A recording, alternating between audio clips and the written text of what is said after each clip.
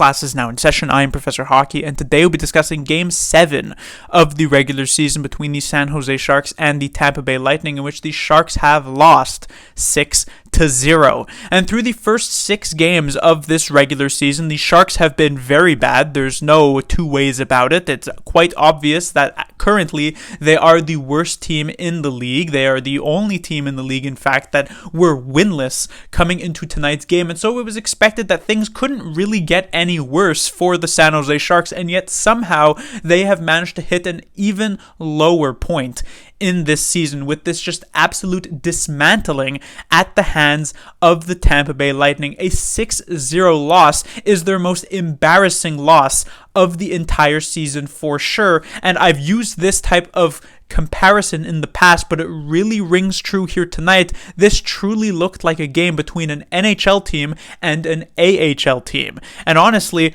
I use the word team very, very loosely in this situation because the Sharks look anything but a team at this point. Instead, it seemingly are just 5 individuals who are put on the ice at any given time. Zero communication, zero chemistry, zero synergy, zero anything between them. It may as well just be the solo show for each and every player who ends up touching the puck, because nobody is managing to work together with any other player. And this was on full display with the Lightning's first goal of this game, which has just been an absolute theme for the San Jose Sharks thus far this season. The Braden Point goal, 2 players go to the same guy on the ice defensively, and it leaves Braden Point all alone to all the time in the world to set up his shot. And Braden Point is a very good player, so he's probably going to bury his opportunity in that case, and that's exactly what ends up happening. And if this is a mistake that happens once every dozen games, once every 10 games, it's not exactly the end of the world. Mistakes do happen,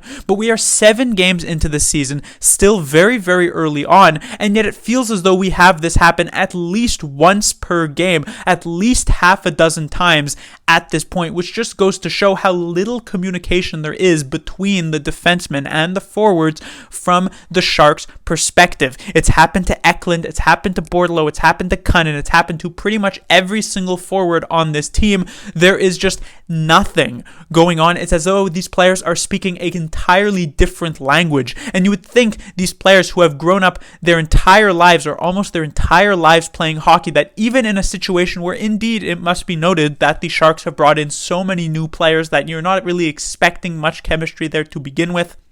You are expecting a certain amount of growing pains at the start of the season, but the fact that these guys have been playing hockey for most of their lives, you think there would be a certain level of readability, a certain level of understanding of what another player is going to be doing on the ice, and yet there is absolutely none of that thus far this season, and it was, like I said, on full display here tonight against Tampa Bay. And then the rest of the first period would go on. Mikey Eyssimont, former San Jose Sharks, would make it 2-0, and the Sharks could absolutely use a player like Mikey Eyssimont to spark this team. He was a player who gave it his all game in, game out in the few games that he played with the San Jose Sharks last season, and that's something they are sorely missing thus far this year, because there is not a single player on this roster besides the goaltender Mackenzie Blackwood, who I will get to a bit later, who is doing anywhere near what Mikey Eyssimont was doing last season. And then eventually it was a Steven Stamkos goal added on a 5-on-3 that would make it 3-0 and cap off the worst period, which is saying something since it's been a season filled with terrible periods for the San Jose Sharks. But this ended up being their worst period, in my opinion, of the season thus far.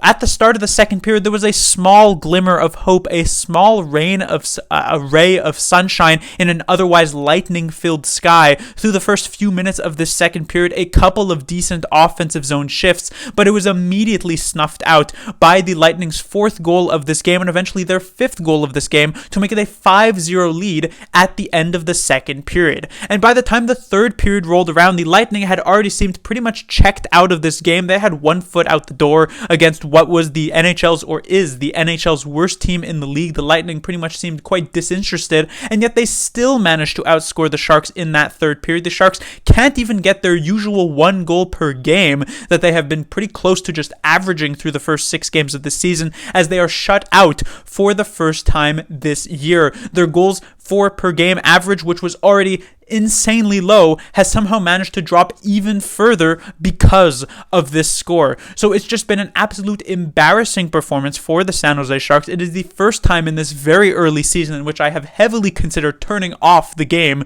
just in general, because it was so difficult to watch this team just do literally nothing in this game. And it felt as though we were pretty much just watching Sharks players come on the ice the puck a couple of times, get like a 90 seconds to 120 second shift before heading off the ice, and the next group came on and repeated that exact same process. Just an absolute embarrassment for the Sharks as a whole. And it really does begin to call into question the coaching of this team, as obviously all of these players in some way are at fault, and there are some excuses that can be given. The Sharks came in with already one of the worst rosters in the league, and they are heavily injured at this point, with Barabanov, Couture, and Granlund all sidelines, 3 players who could very easily find themselves in the top six. But there has to be a certain level of self-respect, and it seems as though that's just not here, and so that coaching does need to be called into question. David Quinn has not been with the Sharks organization for very long. He had his first and only full season with the San Jose Sharks last year, and there is certainly a certain type of relationship between Greer and Quinn. They seem to be,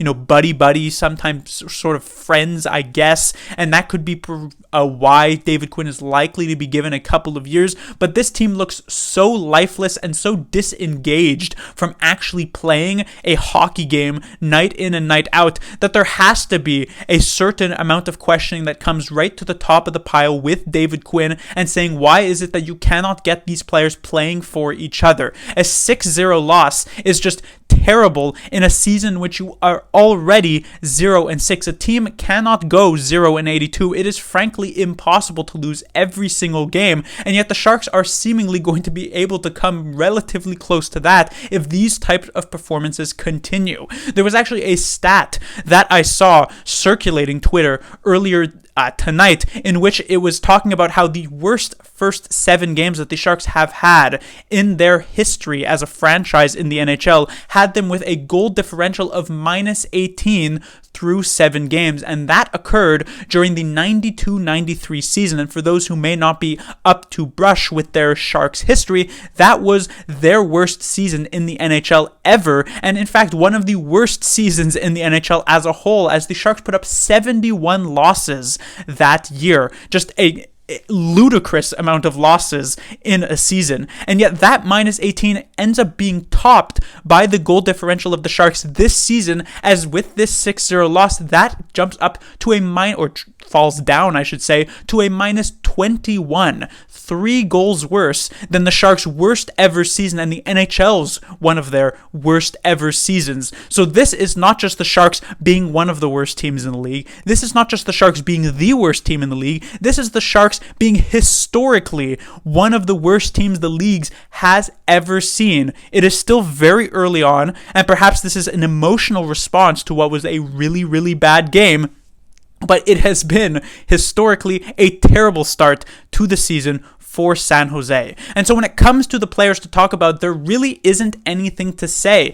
Every single player I have already dished out criticism to through the first 6 games of this season, and this 7th game has changed literally nothing about any of these players. If anything, things have only gotten even more negative about them, and so there really isn't anything to be said about these forwards or this defensive group here tonight. The only player who I actually want to talk about is Mackenzie Blackwood, who ends up giving up 5 goals through the first half of this game and getting pulled in favor of Kaapo Kähkönen, and even through those factors, Blackwood ended up, I would say, considered to be the best player for the San Jose Sharks here tonight. That's how bad the team in front of him was against Tampa here in this game. That fact that Blackwood only plays half the game and lets in 5 goals through those 30 minutes, and he's still far and away the Sharks' best player, is very telling of how everybody else looked. And so going into tomorrow's game, the Sharks get 0 rest before heading right back into the action. A team that they have already played and lost to this season, the Carolina Hurricanes.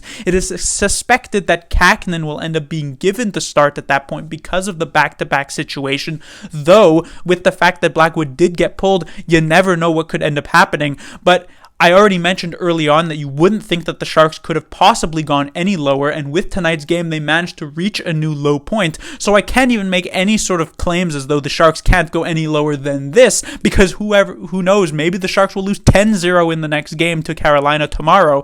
But at this point, it really is just a very, very hard season to watch. There is no excitement here in this team. There is no drive. There is no fun at all. It has been a very bad 7 games. Class dismissed.